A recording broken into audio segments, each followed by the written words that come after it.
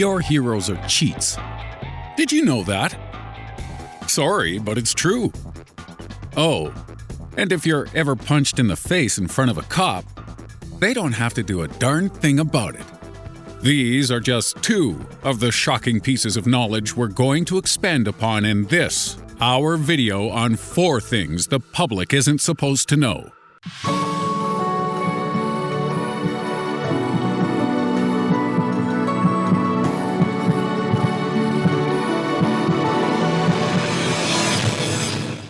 Number 4. Sport is full of cheats. The idea that some sportsmen and women cheat may seem pretty obvious, as over the course of history, many famous names have been exposed. Nations such as Russia and old East Germany have even state-sponsored this activity. But did you know that some people are actually born with the ability to never fail a doping test? And that some techniques are so advanced that the authorities don't even know how to test for them? 1 in 10 humans with European ancestry possess a gene called UGT2B17, and these people do not return positive tests when common anti-doping procedures are used. 1 in 5 Africans has this gene too, and in some Asian countries, such as North and South Korea, it can be as many as 2 out of every 3.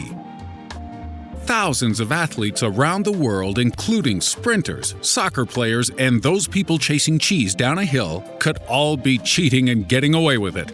And this is made more likely by the fact that cheating athletes are always ahead of the curve. For example, human growth hormone was banned in 1989, but they didn't have an effective test for it until recently.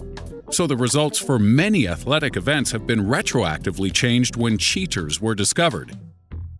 This is a common occurrence in track and field events, and one particularly stark example came from the women's 1500 meters event at the 2012 Olympics. Here's how the race finished. And here's the same picture with proven dopers removed. 6 of the first 9 finishers of that race had cheated before, during, or after this race. And this just goes to show how common cheating is in sport. So, we now have 2 possible solutions. The first is to watch every sporting event ever knowing it could be tainted in the year 2025 when your side's star striker is found to have been taking illegal weasel hormones. Option 2, we simply stop testing and let everyone take what they want. The third option is to just stop watching sport altogether. But that's not going to happen. I like to live vicariously through the achievements of others. At number 3, lies of the law. If you ever find yourself being attacked by a large group of pitchfork-wielding psychopaths, don't rely on the police to step in to help. The motto, "to serve and protect," is misleading, as in most U.S. states, the police don't have to protect you. Citizens who have been attacked by a known stalker, shot by mentally unstable officers, or had their emergency calls ignored, have all been unable to sue. And this is backed up by laws, legal precedent, and the government, which also has no legal obligation to prevent individual citizens from being attacked. But let's say you're on the opposite side of the law, and you've committed a crime. Perhaps you've mispronounced Arkansas while you're in Arkansas. Or you've caught a fish with your bare hands in Indiana, both of which are genuine crimes.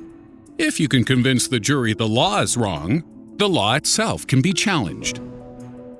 This power isn't widely known, but it has been used throughout history to defend people accused of helping to free slaves, performing mercy killings, and evading the draft. So, if you're unable to persuade a jury of your innocence, you may have more luck convincing them that the law is baloney. At 2, 19th century electric cars. Did you know that electric cars actually predate their gas-powered counterparts? It's true. In 1837, Scotsman Robert Davidson fitted out a horse-drawn carriage with a battery-powered electric motor. But due to the high price of batteries at the time, this technology proved unfeasible. electric cars were revived in the 1880s, and by 1897, New York was home to hundreds of electric taxis. Over the next few years, further fleets were released in Chicago, Philadelphia, and Washington, and at the same time, the Boston-based Pope Manufacturing Company released the Columbia Electric Phaeton Mark III, which may sound like a range of Gillette razor blades, but was actually a working commercial electric vehicle for public sale. In 1900, electric cars made up 28% of the 4,000 vehicles made in America. But aside from a few short-lived resurgences, they wouldn't be taken seriously until the 1990s. At this point, electric cars looked set for a permanent comeback, but even when advanced batteries made electric car designs affordable and reliable, both major car and oil companies conspired to suppress this revitalized technology. Despite the cartel working against them, the new generation of electric car manufacturers are finally poised to break up this monopoly.